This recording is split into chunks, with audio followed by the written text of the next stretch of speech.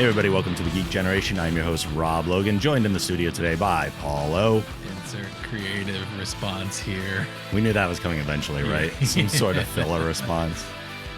For those of you hearing my voice that is a little off today, I had a sore throat the other day. This happens when you work in a school and you have kids around you all the time. Ew. Hygiene becomes an issue because little children wipe their noses and faces and liquids all over the place. Hell yeah. So I did have a bit of a sore throat the other day. I am on the tail end of it, thank goodness.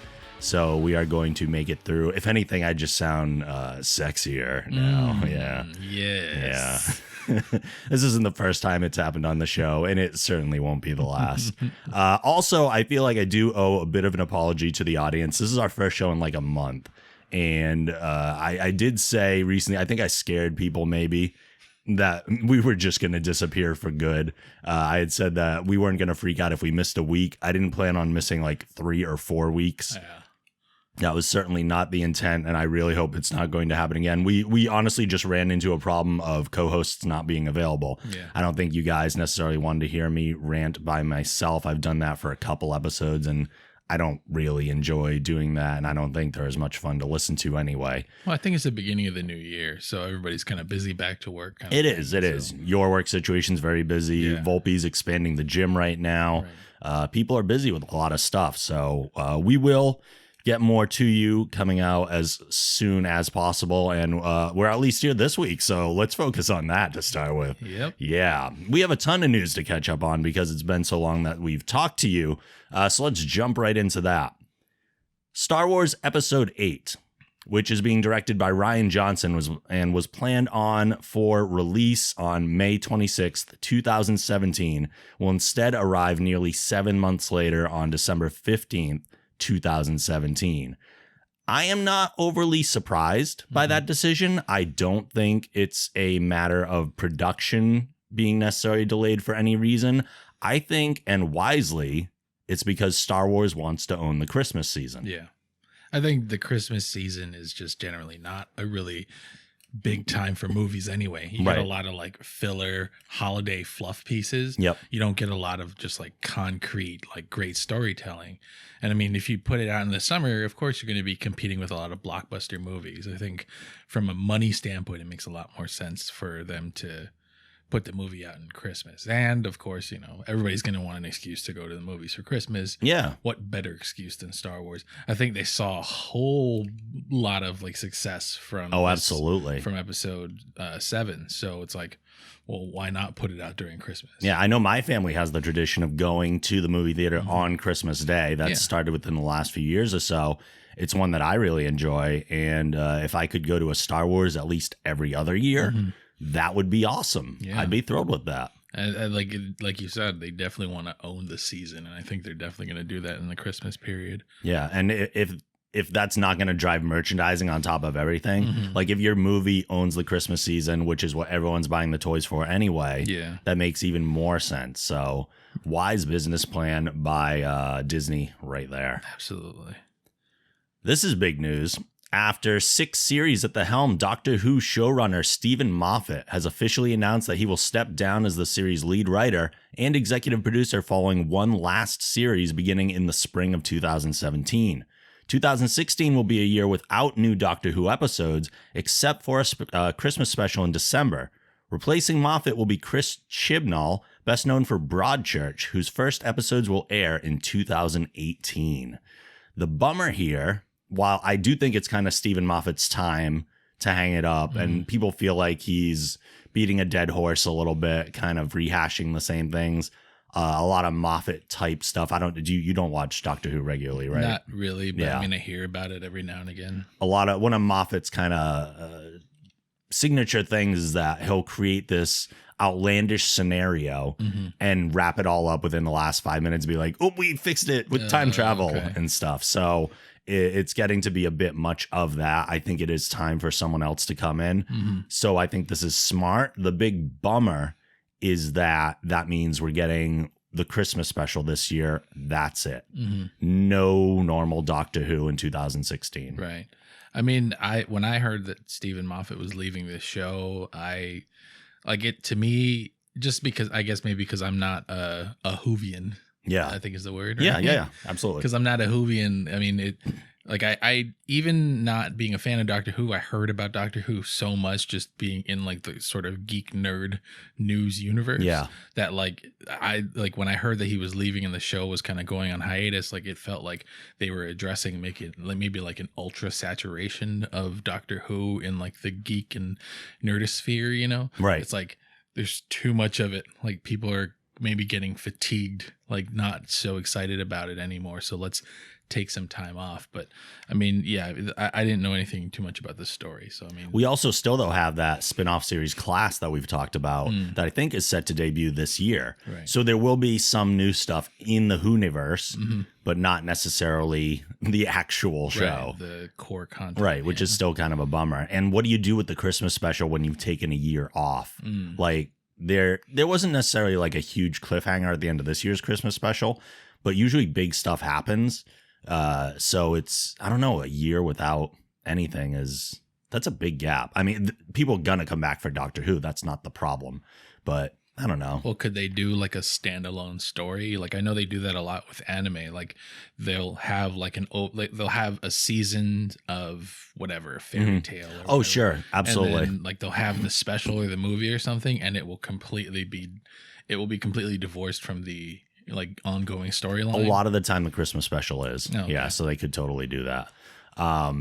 It's also being speculated that current Dr. Peter Capaldi will exit the show with Moffat, allowing Chibnall to a fresh start with a new doctor of his choosing. However, that remains to be confirmed. I feel like Peter Capaldi just got there. I know, right? Even though this will be his third series. Oh, okay. I didn't know that. Yeah. Oh, that's right. Because their series are shorter. They're like 6 They shows, are. right? Yeah.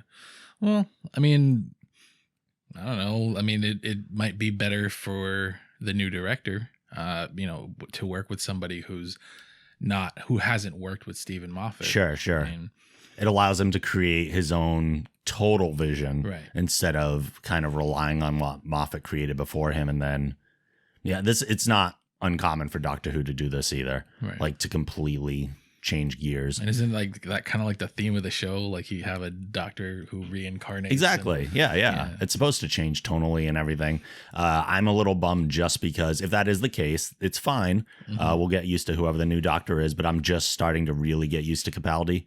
Like I started off not liking him so much because of not him, just the way his doctor was written. Now I feel like he's really grown into it and they found out what kind of doctor he should be. Yeah. And I'm really liking him. And now we get one more series and he's gone. Yeah. Possibly. So Yeah, that's tough. yeah. It's a hard thing when it takes a while to grow into it. And then it's like, yeah, well, your absolutely. time's done as soon as you figured out who you are. Absolutely. Yeah. That's It a bummer. happens a lot. I think the best way to address that though is just to be like okay or just be accepting of the change because if you just hang on to it like I'll get into this later on maybe in another episode when it comes to like TV shows, but if you hang on too much to what you were used to and you don't accept what might be coming in the future, then like that's what makes the show that much more worse. Sure. Like you hate it because it's not what it used to be. So Geeks never criticize things for not being what they used to be, do they? That seems new to me. oh, we definitely don't hang on to the past or anything. No, not at all. Change is good. Netflix has officially announced the renewal of Marvel's Jessica Jones for a second season. No surprise there. Yeah. No timetable for the show's return has been confirmed as of yet. I still haven't watched it. No? I know that I want to watch it, but I'm afraid that just like anything else with Netflix and binge watching, like I'm gonna get stuck, and it's gonna be like 4 a.m. on a Wednesday, and I'm like, one more, and like just I want to be able to enjoy the story and like digest it. Sure. So, I mean, I don't know, maybe one of these weekends where I don't know.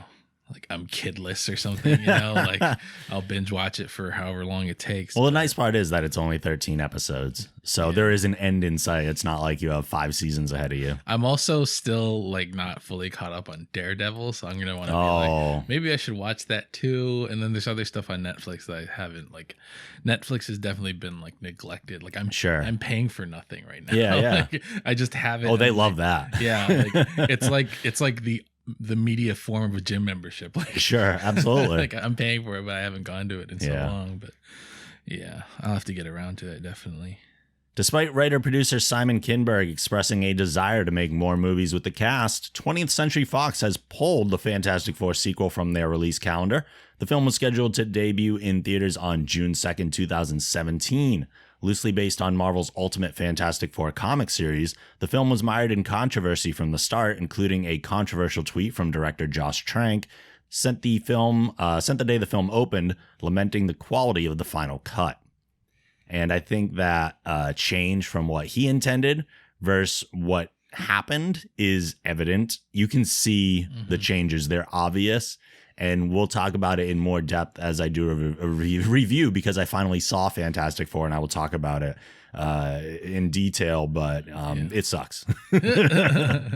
Like it was funny because I saw a lot of Michael B. Jordan doing press for Creed, and during his press for Creed, like a lot of people brought it up. They brought up Fantastic Four. You'd have to. They're like, "Oh, you've done so much. You know, you've done like the comedic role. You've even been a superhero." Like, and you know, and people would like under their breath, they'd say, "Oh, Fantastic Four," you know, and like he would kind of like he addressed it very politically, you know, he'd be like, well, sure, you know, it was an experience. I learned a lot from it, how not to deal with a movie, how to deal with the press when it comes to a movie that may not have been as great. And then he kept saying like, oh, it was actually really good. It was actually really good. And I don't know if he's saying it was really good before the cuts were made, right? Or if it was, you know, maybe the movie that he saw is not the one that got to theaters. But I mean, like there are a couple times, like I know he was on it was like Hot 97 or Power 106 in New York City, where they do like like kind of like what we're doing now, like a Twitch stream, but like a live video stream of their morning interviews. And like I saw the YouTube clip of his morning video, and like it's like his brain thought he was just doing radio, and so he made this face when he was talking about Fantastic Four. No. And it was just like, oh, okay, that's okay. Tell us how you really whole feel. New insight. Yeah. Like, you know, so. I mean, I haven't seen it. I'm probably not going to see it just because of everything that's it is said a about terrible waste of your time. Yeah. Like even for morbid curiosity, it's still not even worth that. And it's unfortunate because all four of those people that play the Fantastic Four are great actors. Exactly. Like they all on their own can carry their own movie and put them together in one. And I mean, it seemed pretty balanced. Like it didn't seem like one person was trying to outshine the other. Nope, I didn't get that at all. Like there was like they were very like egos aside. They knew that they had to put together a movie as a team. But then like they had a very clear take on it. They were going sci-fi more than superhero, and that even seemed okay. But then the final result was just who knows what they ended up deciding. It was just a mishmash of I don't know what we are anymore. I think the franchise is just cursed. Like Fantastic. I don't think anybody's ever going to make a good Fantastic Four movie just because you've had the ones from the early 2000s that sucked. And then like you've had the one from our, you know, the current decade that's a fantastic cast, but it still sucked. Like it's just like the next person to make a good Fantastic Four movie is gonna be able to write his own ticket. Yeah, basically. Maybe there shouldn't be a next Fantastic Four movie. Maybe they need to let that license fall back to Marvel and use those characters in the MCU, but not necessarily in their own standalone movies. Because I think all of those characters eventually move on to other teams. Absolutely. Right? So why not? I can see the Thing popping up in the Avengers when the Hulk is elsewhere. Or put the Thing in a Hulk movie. Yeah. Let them battle out. They've got their kind of ego thing going back and forth. That like sounds like we don't know what we're talking about. Put the Thing in the Hulk movie. I know, right? No, that's a specific guy. We do know. Yeah. Speaking of things being dropped from schedules, while Terminator Genesis managed to pull in more than $440 million worldwide, the future of the franchise is now uncertain as Paramount has removed the planned sequel from the studio schedule. Taking its place on May 19th, 2017 is the Dwayne Johnson-led Baywatch movie. Yeah. I mean, I saw Terminator Genesis because it happened to be like the $1 rental on iTunes during the Christmas season. So like I picked it up and I watched it, and it was not great. It was okay. But it was okay. Like the whole time traveling thing was kind of like really confusing. Yeah. Like, you know, but I mean, And they ruined the big twist in the trailers. Yeah. You can't ever do that. They sold it off like way too early. I feel like that's a list we need to put together. Movies where like a major plot point was ruined in the trailers. Right. Just go through history. It wasn't ruined in the first trailer, right? It was like the second. It was the second trailer. Yeah. Why? Like, if that had happened in the movie and you went, "Oh my God, that's amazing!" Yeah. But I mean, at a certain point, like not only was it in the trailer, it was like on the movie posters. Yeah. And it's insane. Why would they do that? Yeah. We were all going to see it. It was a new Terminator movie. Yeah. Like, I mean, I'm also seeing a lot of stuff where, I mean, following kind of Arnold Schwarzenegger's career trajectory right at this point, like he's doing a lot more drama related. Yeah, like, he is. Totally. I mean, he's trying to flex his acting muscle, so to speak, and he's not doing a ton of action stuff. I mean, the stuff that I've seen so far, I mean, there's the one where his daughter's a zombie. I forget the name. Maggie. Sabotage was recently. Yeah, Sabotage. Like even in Sabotage, he wasn't like pure action. He was trying to be more of a dramatic actor.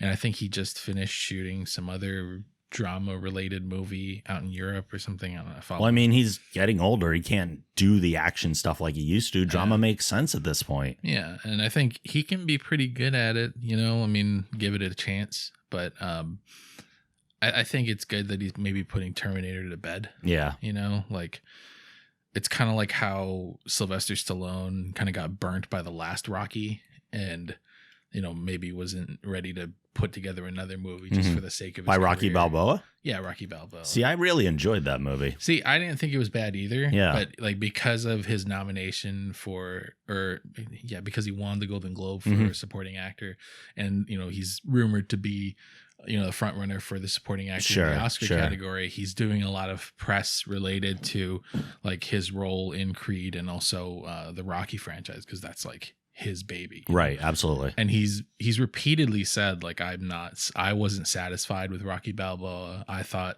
that was a poor way to kind of end Rocky because you know it really left a bad taste in my mouth. And he said it repeatedly, so it's not just like a one-time thing. So I mean, maybe Arnold feels the same way about Terminator. I mean, he said in the past that he didn't like Salvation, right? The Christian Bale one. Right. And so, well, it didn't really feel like a Terminator movie. Yeah, it was kind of like more of a post-apocalyptic robot. Exactly. Movie. Yeah. But and you know maybe he was trying to fix it with Genesis, and maybe Genesis didn't really quite live up to his expectation. Even though you know during the press he said like, you know, this is the best Terminator movie in a long time. Blah blah blah. But I mean, maybe it's time to move on. Maybe. Yeah. Yeah. Some franchises are just over. Yeah. And they're never going to live up to the not only the quality that they originally had, but also the nostalgic place they keep in our brains. Yeah. That's the hardest thing to compete with. There's only so much forgiveness you can give a movie before it's, you know, it's terrible. Yeah, exactly. Yeah. Warner Brothers Pictures has confirmed release dates for both Wonder Woman and Justice League Part 1. Wonder Woman will release on June 23rd, 2017, and Justice League Part 1 will follow on November 17th, 2017. So 2 next year. Yeah. And DC making big moves, man. They're with it was funny. I forgot who said it on Twitter, but after the Suicide Squad trailer dropped and with Batman and Superman, like somebody was saying something like, for the first time in a long time, I'm more excited about DC movies than I am about the Marvel Cinematic Universe.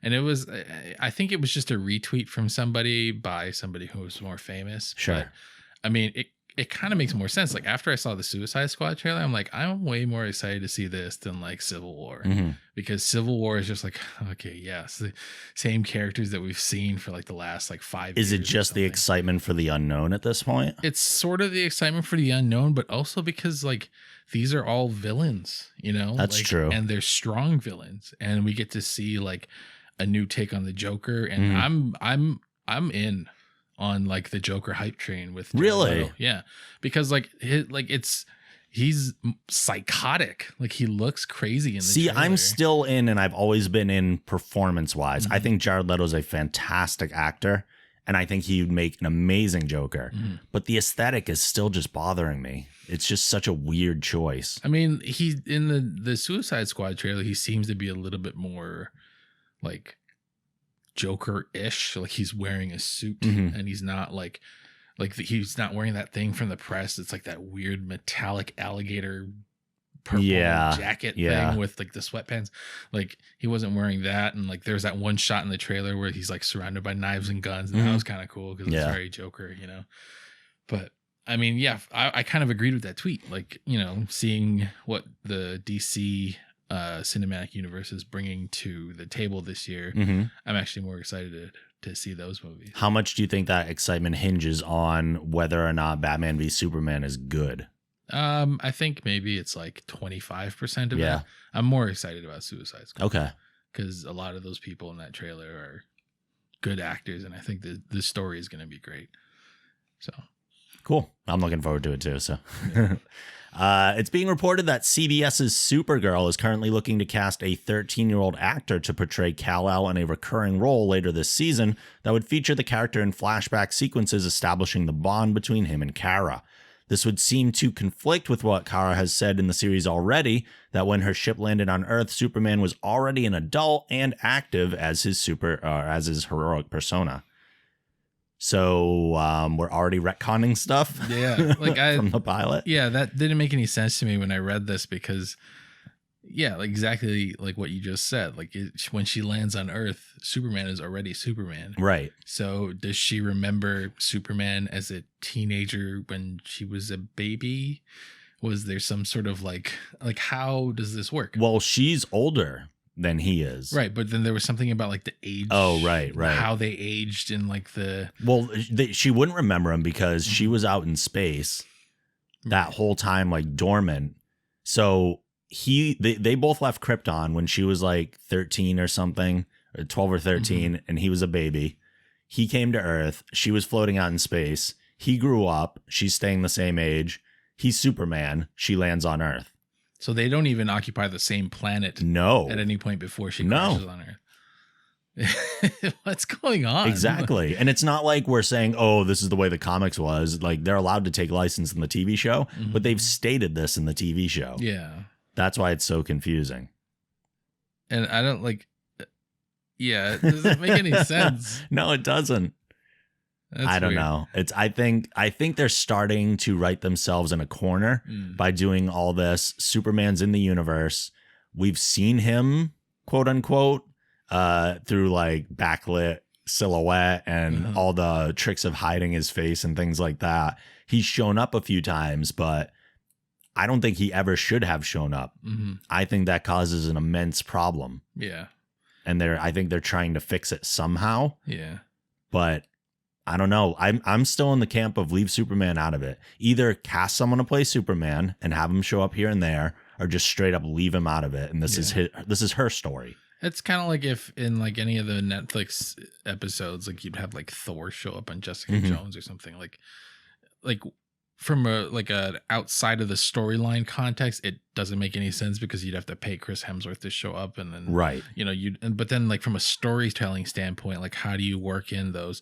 I mean, even little instances where he interacts with the characters from Jessica Jones, like do you reflect that in the movie itself? Like eventually when they meet, like what's their rapport going to be like? How do you work that into the story?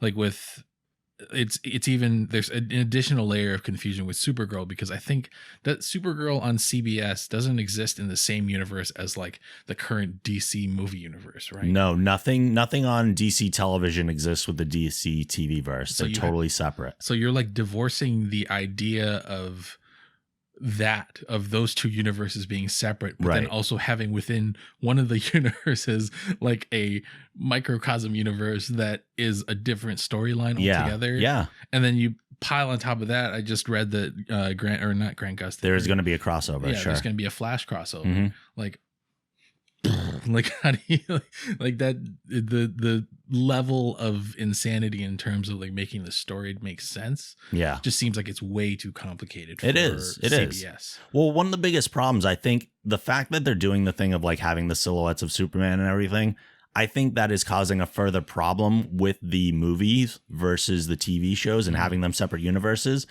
if you're going to keep them separate universes, and clearly they are because they have a Barry Allen on the TV side with Grant Gustin. They have Ezra Miller playing Barry Allen in Batman v Superman and Justice League and all that in his Flash movie eventually.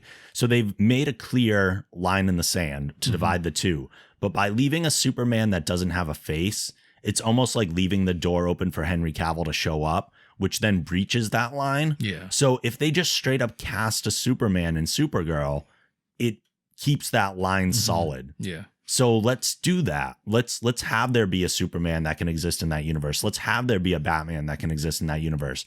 Don't be so damn precious with these characters. Let's use them. You have them. Yeah. Use them. And they're using Martian Manhunter. I mean, I'm not up to speed on the Supergirl series, but they're using Martian Manhunter in the Pretty series, well, right? too. Yeah. So, yeah. There was this thing that I did see, though. They were talking to Tom Welling about playing Superman on Supergirl. Yeah.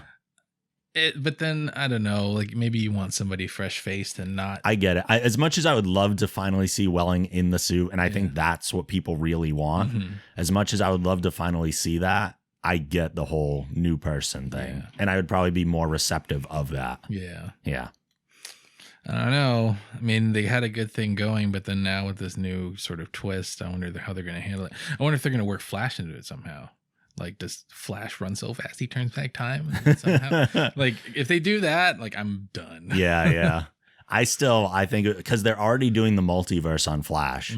So I would almost like to have them say that the movies are Earth whatever number and the TV shows are like Earth 1 and 2. It's like they have a multiverse. Yeah. Use it. Yeah. Again, these are things they have. Yeah. They can use them. And sure, it might be confusing to some people, but we'll learn. Yeah. The comic book fans know already. I mean, it's not... And everyone else will figure it out. Yeah, the concept is not difficult when you just think multiple dimensions. Right. All these dimensions can coexist side by side because they are separate from each other. Yeah. And but then it also allows you crossover if you want to. Right. Because dimensional portals can open. And you have people that are time travelers. It really gives them the best of everything. Yeah. Yeah. It gives you the ability. So just use it. Options are there. Speaking of bringing people back from the past, as you mentioned, Tom Welling potentially showing up, CBS has announced that Laura Vandervoort, who played Kara Supergirl on Smallville, has been tapped for the recurring role of Indigo on their current Supergirl series. Indigo is described as a living, strong-willed supercomputer that was sentenced to Fort Ross after turning against the people of Krypton. Now on Earth, Indigo will let nothing stand in her way. I'm excited about this. They've been very good about being respectful to the past that came before them.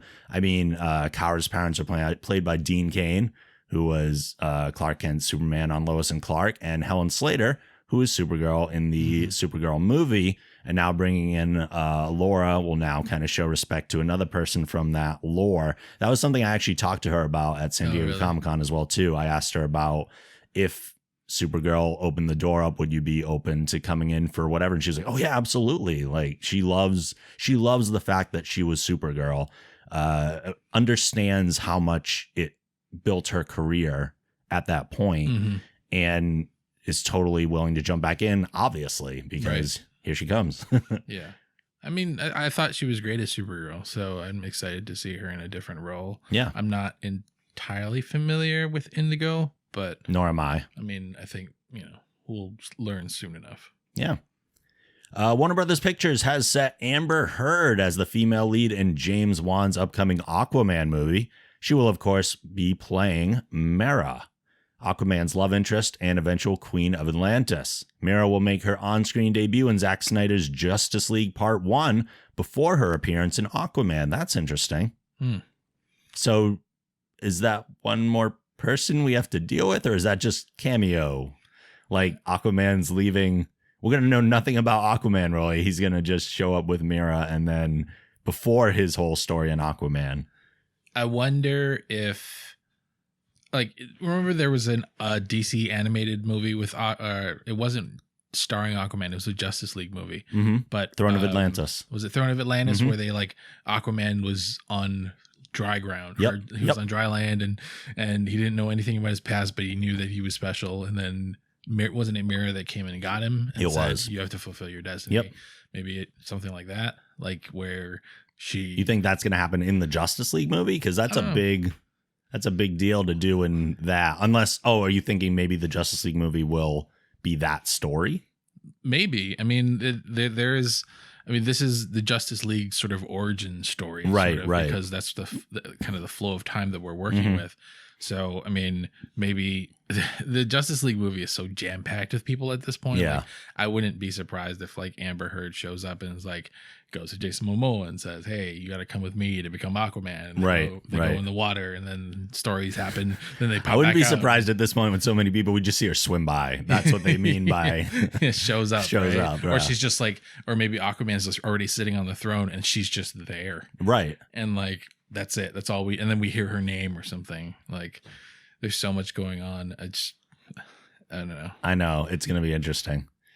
That's why I think maybe, like you said, there's a lot of excitement for the DC universe. They're just doing it so differently that we don't know what to expect. Yeah. So who because knows? we already have a blueprint in our mind of how superhero movies are supposed to work, at least from the Marvel standpoint. So maybe if DC does things differently, that'll keep it more interesting.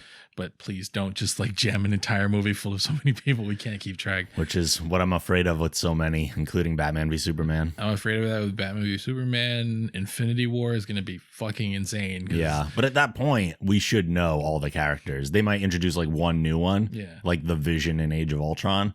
But overall, but there's gonna also need to be like a smoothing over of like storylines, because I don't know how everybody else is, but in my mind it's like each individual team in the Marvel Cinematic Universe is kind of like a track. Yeah. So imagine tracks just sitting on top of each other and like having to like switch lane or switch tracks from one to the other as you see a different story. So it's like Jessica Jones or Avengers or Guardians of the Galaxy. It's like, just bouncing back so many times. It's just like, oh, I can't just sit there and enjoy the movie. Isn't that how train wrecks work though? They just all converge and bam, bam, bam. Like it's like the future vision of like the highway system where like all the highways are just like on top of each other, and like you just don't know how things are not completely fucked. Yeah. That's how my brain works. Yeah. Oh man. Continuing on with DC stuff, Danish actress Connie Nielsen has been cast in the role of Wonder Woman's mother and Queen of the Amazons, Hippolyta, for the upcoming feature film. Nielsen's recent credits include The Good Wife, The Following, and Boss. I am not overly familiar with her. Me neither. But okay. Yeah. I had heard rumors about other people. Nicole Kidman was a rumor at one point. There was someone else who I can't think of at the moment, but there were two other people that were rumored, and clearly that didn't happen. But okay, sure. Yeah.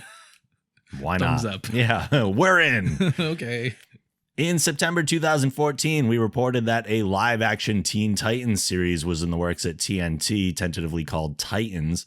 But now the president of the network has confirmed that the series is no longer moving forward, saying, "We decided it wasn't where we wanted to go." Because apparently where they wanted to go was not the bank to cash in all the ad revenue generated from the superhero series that everyone wanted to see. Yeah. Yeah. I don't know. Like, I kind of like the Teen Titans as like an animated sort of. I mean, not just like Teen Titans Go, but like the Teen Titans as they originally were. Yeah. Like even the movies that we see from like, you know, there's the ones with like the. I'm having a brain fart. Well, we had the Young Justice thing going on. Young Justice. We had that series. The next animated DC movie is Justice League vs. Teen Titans, and we'll get a completely new version of the Titans in that, because in those, Cyborg's already on the Justice League team. Damian, it'll be his first time in the Teen Titans. Starfire's the leader of the group. So there's a whole different setup. But I think my biggest excitement from it was that we were going to start off with a Robin, a live action Robin, maybe finally a good live action Robin, and then move into the first time we see a live action Nightwing. And I love Nightwing. Yeah. So I was totally down to finally see a live action Nightwing, which unfortunately will not happen. I'm hoping the series gets shopped around a little bit, but it is kind of perplexing to me that TNT, who's like, I don't know, what are they doing? They don't feel like they're really in the game so much as a lot of other channels.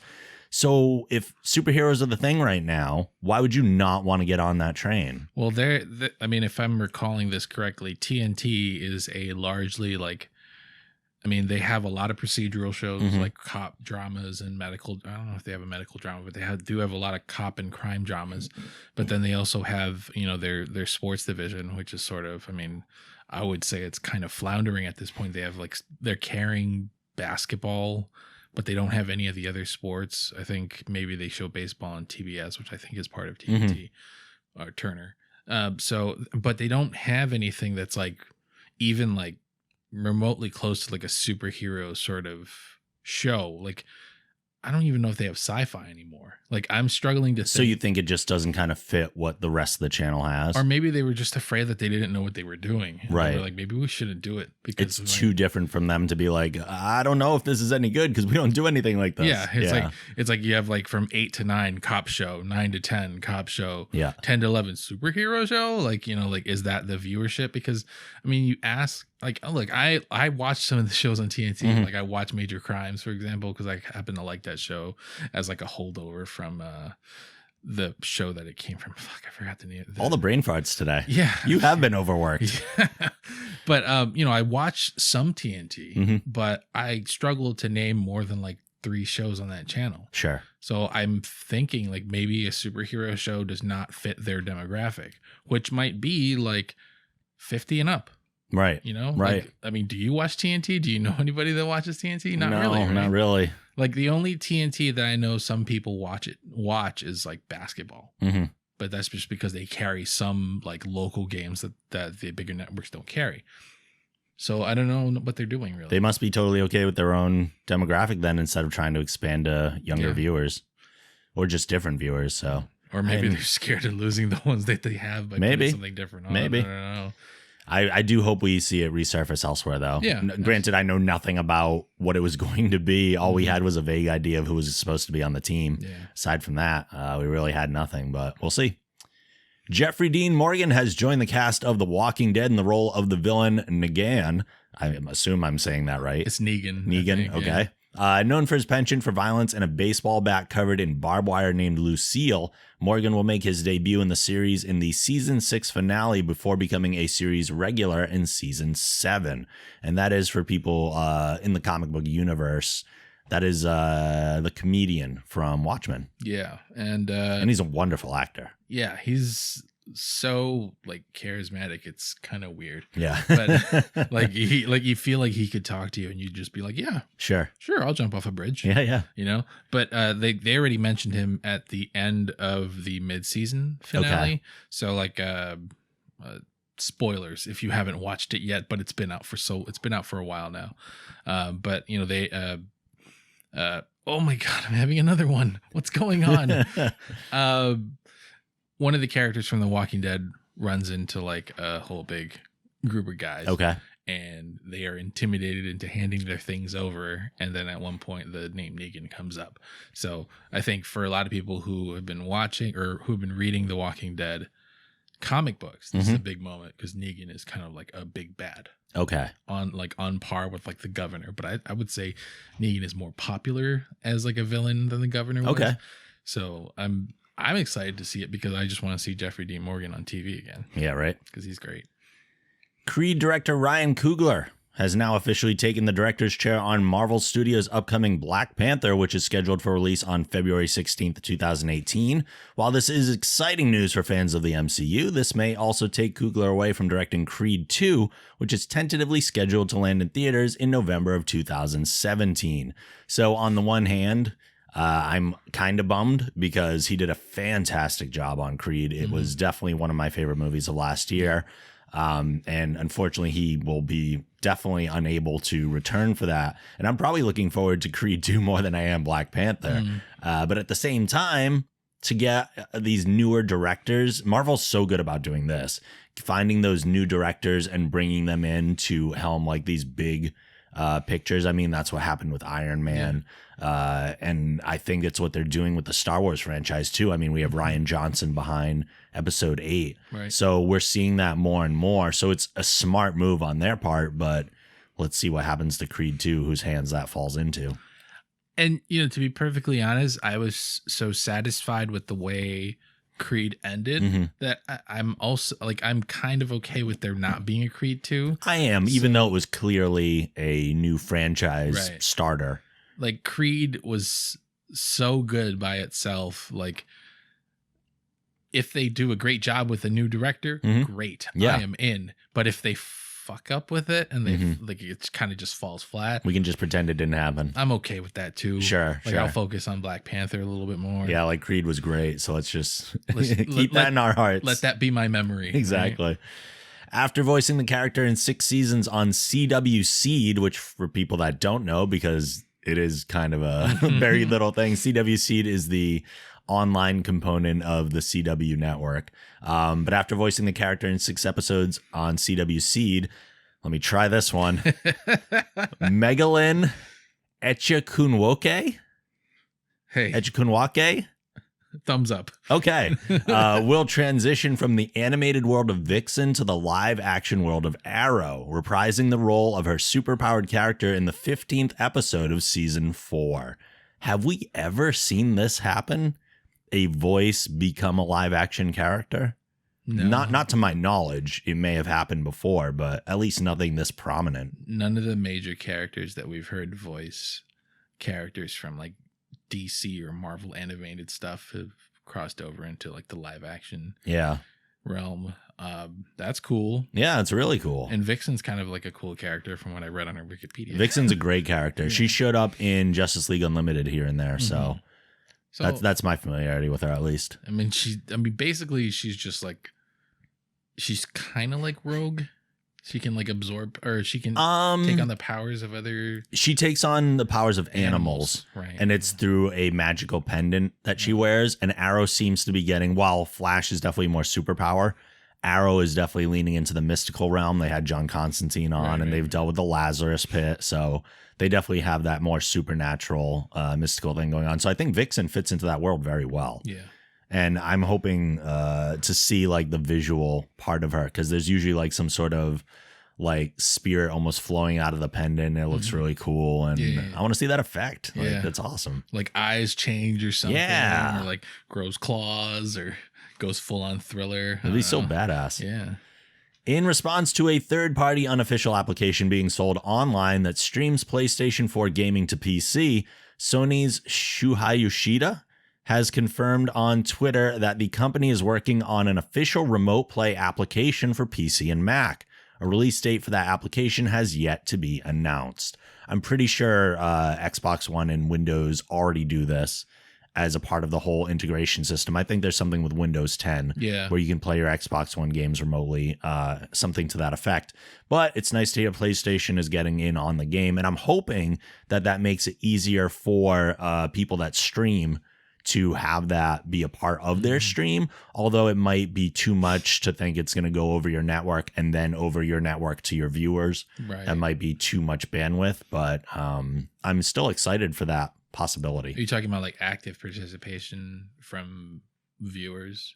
Yeah, like it's really, I think the intent of the app is going to be just to get it on your computer screens when you can't access your TV and maybe someone else is watching.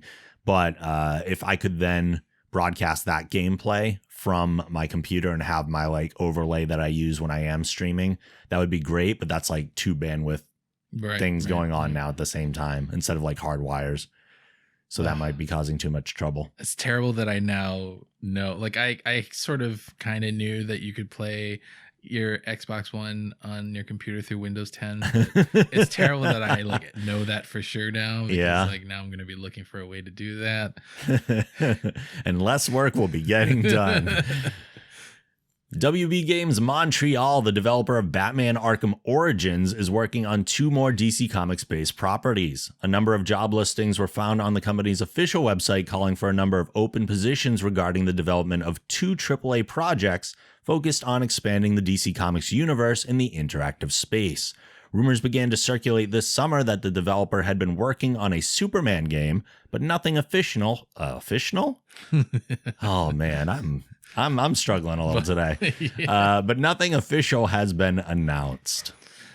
I hope this isn't a movie video game. I hope This not is all either. I'm saying. I think Superman video games in general are very difficult to do just because they almost always have to power him down so much. And it's just like the ones that we've seen so far are just terrible. Yeah. Like flying through rings and like, yeah.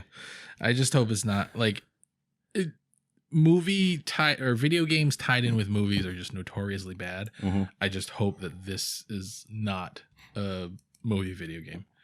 I agree. I would love to see something more in the line of Arkham where they're borrowing kind of from multiple things and make their own universe. If they're going to do a Superman video game, let's not depower him. Yeah. Let's just give me a sandbox where I can be Superman. Yeah. I'm not interested in challenge necessarily. Like, did you ever see or play Hulk Ultimate Destruction?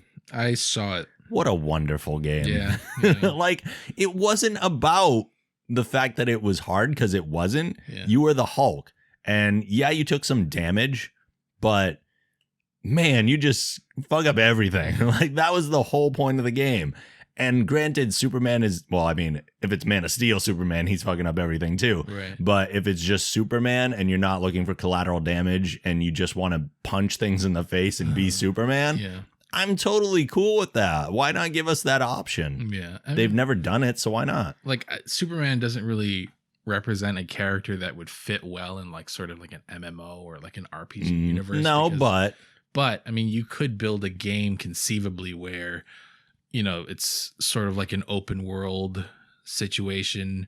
You have things that you need to accomplish, call them quests, you know, things that you need to do, and, you know, maybe fight a boss here and there. I mean, yeah, it could be fun as long as it's done well and it's not super clunky. Yeah. Like, make the flying like worth doing, you know, not just like don't like plug in like the code for like an aircraft simulator into like a Superman. Exactly. Basically. Yeah. So they should do something like the War World storyline where like Superman gets dropped into these gladiator arenas and he has to battle people, or if you're going to have it be like he's kind of invulnerable still and the bosses are the ones that are really the one-on-one battles, let's just throw like all the parademons at Superman. Like, have it be quantity, and you just have to deal with like almost like the like Dynasty Warriors. Yeah. Like, have it just be like hordes of things coming at him. So like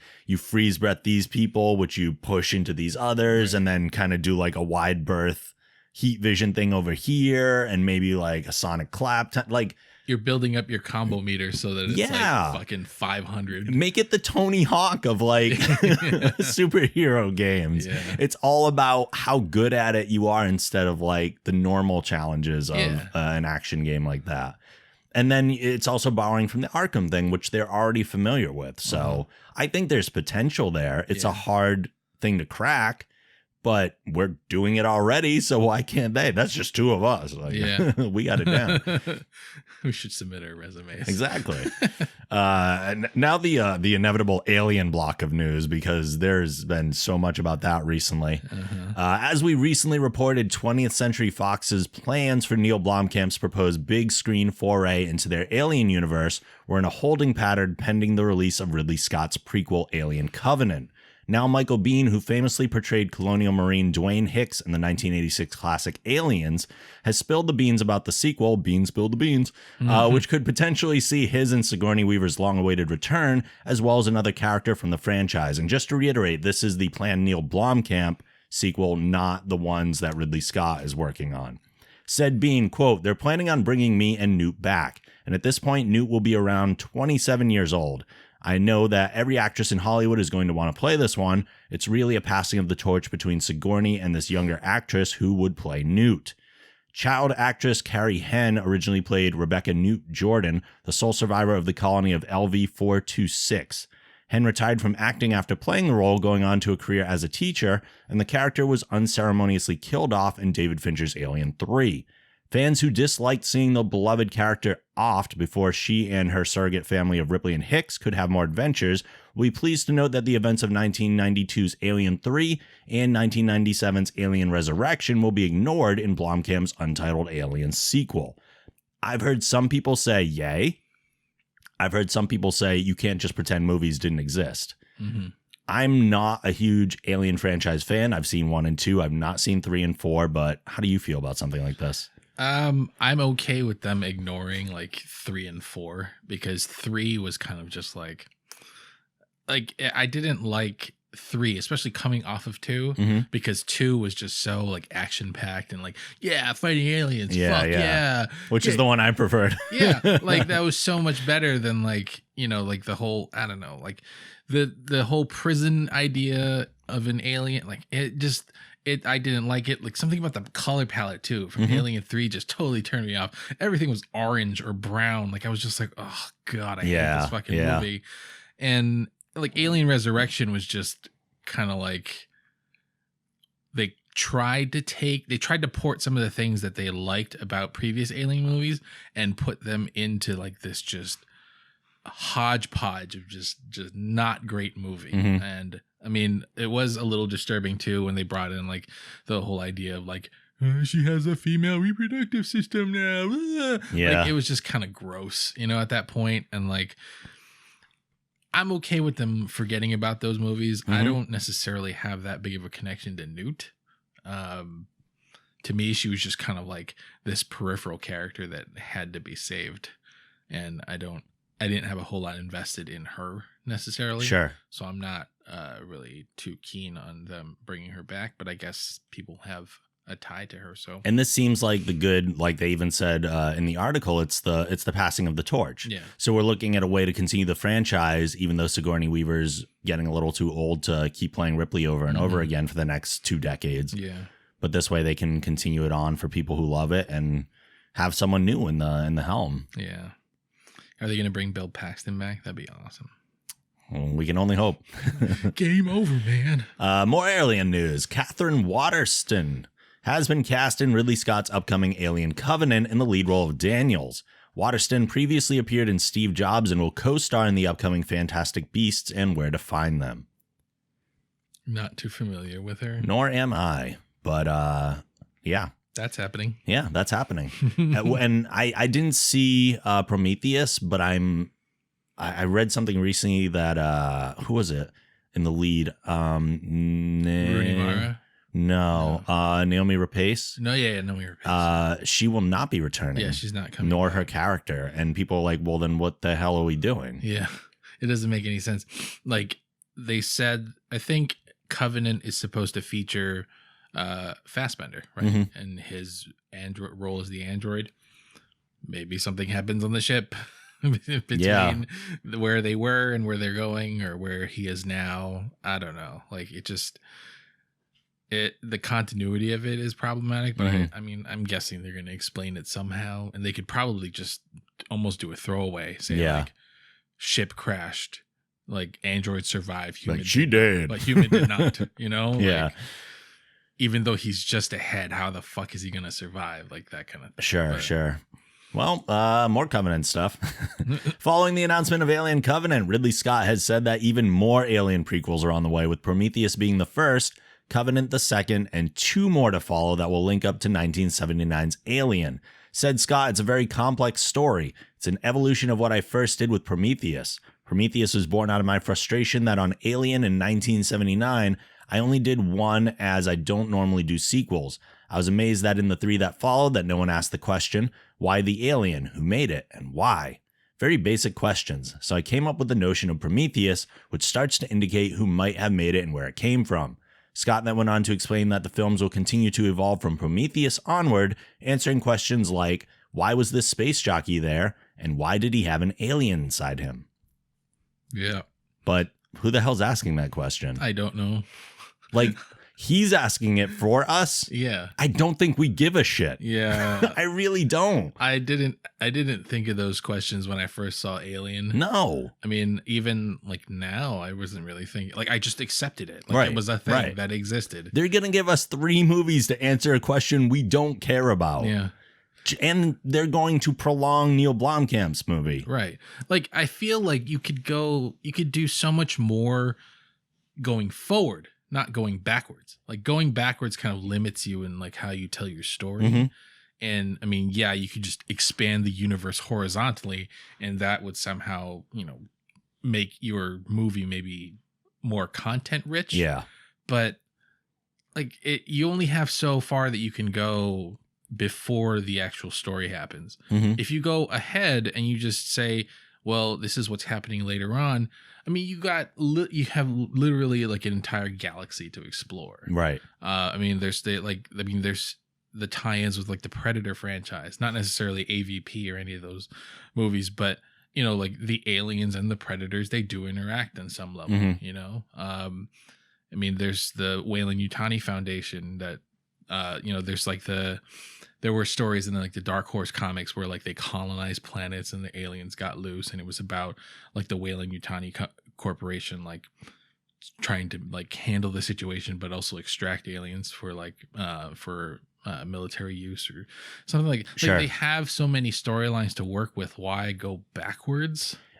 And especially to, like I said, answer something that we don't care about, because you're gonna end up in that kind of like Inception. Like, do we look at Prometheus now and go, well, where did they come from? And we could just keep going back and back and back. All of a sudden, we're dealing with Jurassic Park. Like, we're going into the dinosaur realm and everything. We just go back so far.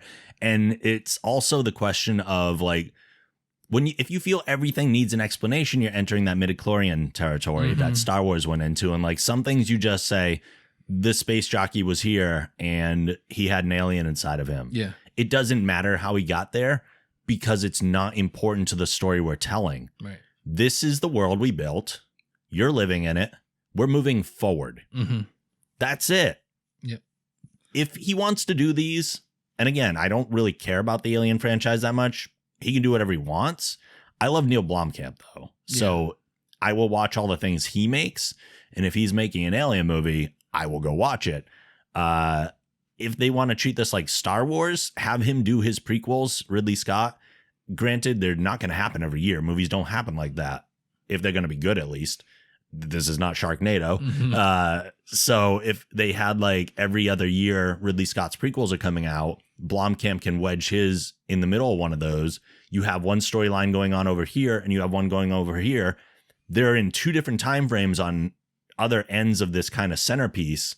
I don't see a conflict there. Star Wars is doing it. Rogue One is happening as a prequel while they're moving the story forward on the other side. But I can see it being problematic though, like especially from like a storytelling standpoint, or I mean, not necessarily a storytelling standpoint, but if I would say that you and I, we're pretty sophisticated when it comes to media consumption. Yeah. We're able to go forward and backward and still be able to enjoy. We have advanced minds, Paul. Right. We have PhDs in geekdom, media, in geeky media consumption. Yeah, we've been doing this for a while. But if you think about like the average consumer who maybe is not necessarily super invested in like a certain franchise, and you do go back and forth, I can see how that can be confusing. Because I mean, look at Prometheus. Like Prometheus came out and like the reviews were, I mean, from like average Joe citizen were either it asked so many questions, I'm so confused. Sure. Or, that sucked. I hated it. And that, I mean, the best review you could possibly find was that, yes, they left the door open for so many more stories to tell. That's great. I'm excited. But that's the best review. It wasn't that, yes, this movie is great. It's right. Like, this movie, it was, yes, potential for the future. Yeah. Like, and so if you keep going back and forth like that, if you say, okay, now we're in the prequels. Oh, but 2017, now we're in the future. Sure. Like, average Joe citizen is going to be watching these movies like, I don't know what's going on. Yeah. Like, I thought this was the sequel to Covenant. Yeah, I'm out. And like, I can see that confusion, especially since I think Ridley Scott's making it worse by calling the next movie Alien Covenant. Yeah. If it was Prometheus 2, people could divorce those, I think, a little more mentally and have the Alien franchise move forward while Prometheus does its own thing. How much of that do you think is like ego? Like a lot. Like just Ridley Scott saying, this is my... I think a giant amount of it is ego. And like seeing somebody like Neil Blomkamp come in who has had success in his like own sort of like fresh take on sci-fi, and then coming into like his house and saying, I'm going to build an addition to the castle that you've built, and just have Ridley Scott being like, well, not before I'm done. you know? Depending on how long it takes for him to do these movies, these prequels, I wouldn't be overly surprised if he just ended up like bumping Blomkamp out and taking the Alien franchise forward as well. And you know what? I mean, it's his to do whatever he wants with it. I would be bummed to see that happen, but if that led to something else that Blomkamp does, that's amazing. Right. Like he's already established that he can do a fantastic movie with characters that we know nothing about. In a country that we don't necessarily think of when it comes to movies. Yep. District 9, like great sci-fi movie. Yeah. So I'm Elysium, awesome sci-fi / action movie, and people can shit on Chappie. I loved it. I friggin' loved Chappie. Every time I hear Chappie, I think of like the Matt Myra thing. I do too. And I think it was funny as hell. Yeah. But if people don't know what we're talking about, just, I don't know, go back through Matt Myra's Twitter or watch him on One at Midnight episode where almost every answer is Chappie. Go back to when Chappie was coming out. Yeah. And cross-reference that with Matt Myra's Twitter and At Midnight, and you will see exactly what we're talking about. And it was amazing, but I enjoyed Chappie. Yeah. Like, I thought it was really smart. Yes, it did have some kind of tropes that replayed from past sci-fi, but you're hard to not run into some of those here and there anyway. And so I like, if he gets bumped from Alien, bummer, because some of the concept stuff that he's put out has looked amazing. Yeah. But I'm not entirely overly worried that he's not going to be able to come back from that with something even better. No, he'll be just fine. Yeah. He'll be fine. I'd almost prefer he do something else because that's what I'm more interested in seeing. Yeah. Variety is reporting that Chloe Moretz, best known to comic book fans as Kick-Ass's Hit Girl, will play the title character in Universal Pictures' live adaptation of The Little Mermaid. I don't see it. Yeah, me neither. Mostly because, I mean, Chloe Moretz has played sort of like bad girl sort of characters. More recently, I've seen her in she's going to be in the Neighbors sequel. Yep. She's the sorority, which seems very different for her. Yeah. She's The Fifth Wave is out right now, I think. Oh yeah, The Fifth Wave. She's in that, and that's a young adult novel. Yeah, and it's definitely like she's more like strong-willed, purposeful woman as opposed to whatever the Little Mermaid was. But maybe that's the change they're looking for. I guess. I mean, I'm sort of half expecting for the Little Mermaid to pull out a butterfly knife, like at some point during the movie, because that's like, to me, Chloe Moretz is Hit Girl. You know what I mean? Sure. So, yeah. But yeah, I mean, this is Universal. Yeah, that's weird. How are they? I guess they're cross-licensing. Who's to say it's Disney's The Little Mermaid? Because Disney stuff is all based on other things. Oh, like we're getting two versions of the Jungle Book too, because we have the one that Disney is doing, and we have one that I believe Jon Favreau is doing. Right. Those are separate, right? Or is that the same one? But there are two versions of Jungle Book on the way. So, and they're both deriving from the same source material, but they have different takes. Right. Or Disney's doing live action versions of their versions of it, and then these others are going back to the original version. So I always forget that like the Disney princess movies are stories taken from other source material. Right. I always forget that, but okay. So I'm curious just to see The Little Mermaid that I don't know if that's what this is. Yeah, that'd be kind of cool. Yeah. Like Hit Maybe Girl, it is Mermaid, Little Mermaid with a butterfly knife. Yeah. Like, we don't know that. Yeah. Sci-Fi has ordered a Van Helsing series, which will feature a female version of the famous monster hunter from the pages of Dracula. The main character will be Vanessa Helsing, described as the next in a lineage of warriors who must lead mankind against a world controlled by vampires. In the series, Vanessa will be resurrected 5 years in the future, where vampires have taken over. She holds a power over them, making her the last hope for humanity. So Buffy the Vampire Slayer? Pretty much. That's weird.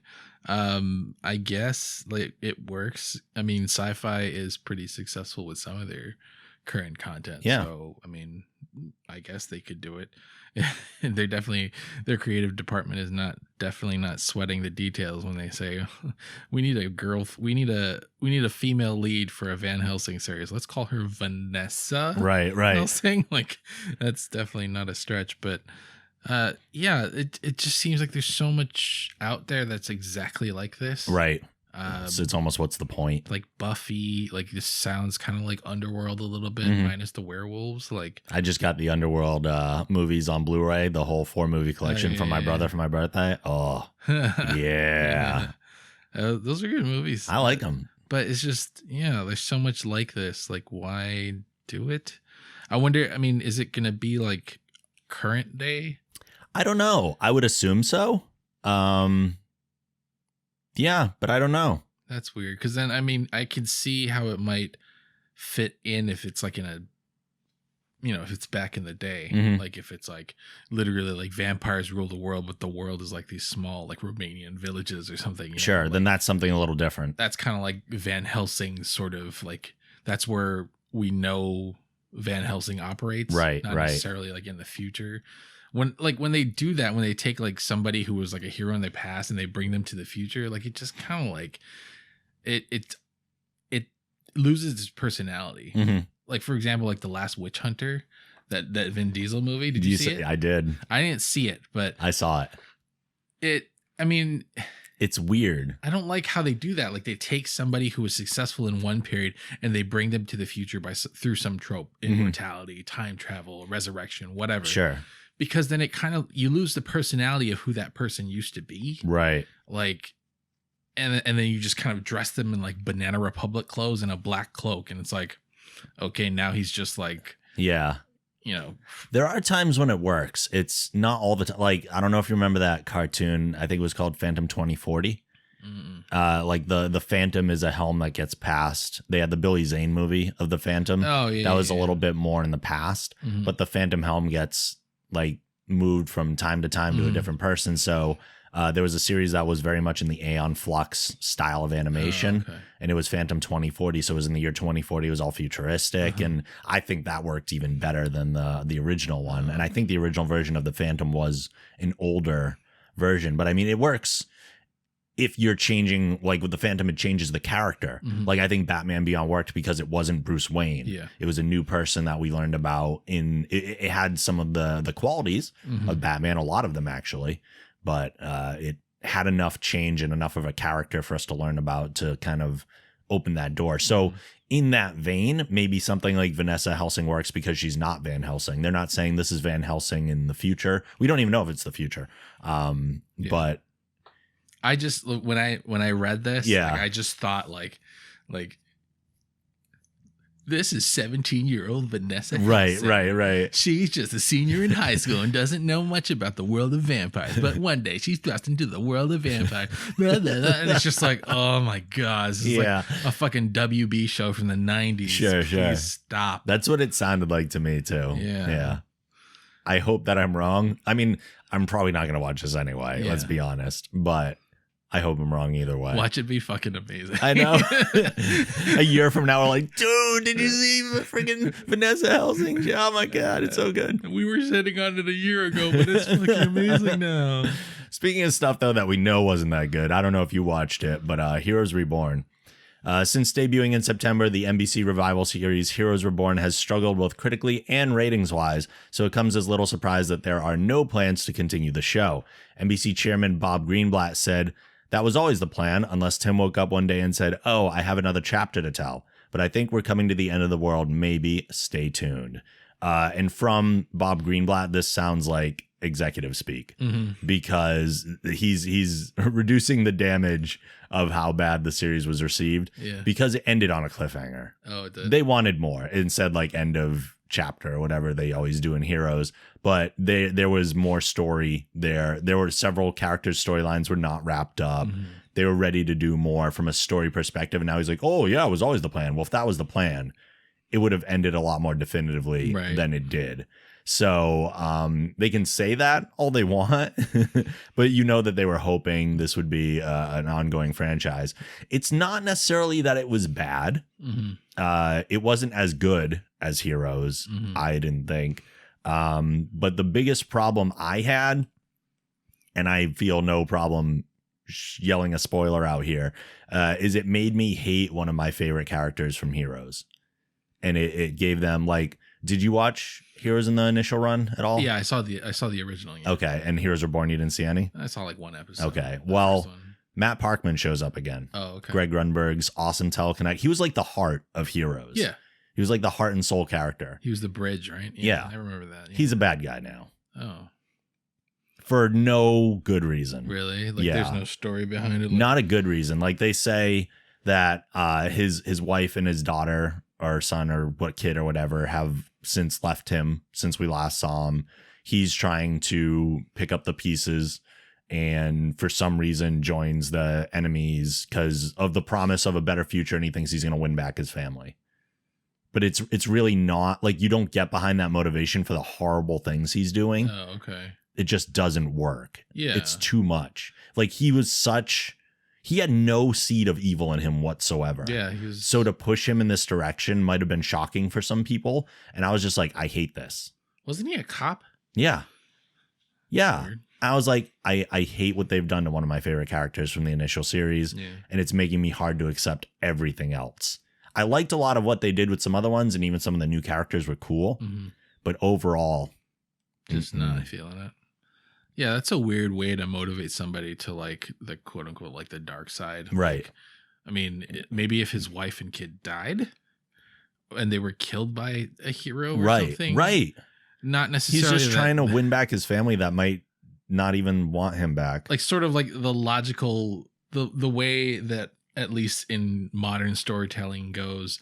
Like if your family leaves you, you kind of turn into a drunk shithead alcoholic. Right. But you're still like the anti-hero, sort of, so to speak. Like but you still have the heart. You're still good at heart. Yes. You're just a shitty person on the outside. Yeah. So and then you're somehow redeemed through some story arc, Mm-hmm. and then you come to lead the resistance or become like a figurehead for good. Right. Not necessarily like my wife and kid left me. Now I'm gonna be bad. Like right. It was very odd twist. The jump is weird. Yeah, I was not a fan at all. Okay, well, I guess I don't have to watch it. Yeah, yeah. I could probably sum up the thing for you like in 5 minutes afterwards, but ultimately not really worth watching. So I'm not surprised that it's not moving forward. I'm not horribly bummed. Yeah. Either way, I have my initial the initial run on Blu-ray, so I'll watch those and enjoy those. I actually do want to go back and like at least watch season 1 and 2. Yeah. Just to like relive that, because oh my god, what a journey that was. It was a good series. It Definitely really was. There was nothing like it on TV. No. We're well over our time, so we're gonna wrap things up for this week. Final thought or something you'd like to plug, Paulo? Nothing I'd like to plug. Just go to the Geek Generation, shop through the Amazon link, support us through Patreon. Whatever you can is helpful, so that we can keep putting stuff out for you. Yeah. And for those of you who don't know, we do these shows live as much as possible on our Twitch channel at twitch.tv/thegeekgeneration, or you can get there by going to thegeekgeneration.com/twitch. You can see everything else we do over at thegeekgeneration.com. If you use iTunes, please rate the show and write a review. We always appreciate those. You can like us at facebook.com/thegeekgeneration and follow at Geek Generation on Twitter. Follow me on Twitter and Instagram at The Night Angel. Support the show by going to thegeekgeneration.com/support. You can send emails to podcast@thegeekgeneration.com. And as always, the show theme is provided by Machine Supremacy. A link to their site can also be found on our site. We'll be back soon with more geeky stuff for you, and we will see you then. Later.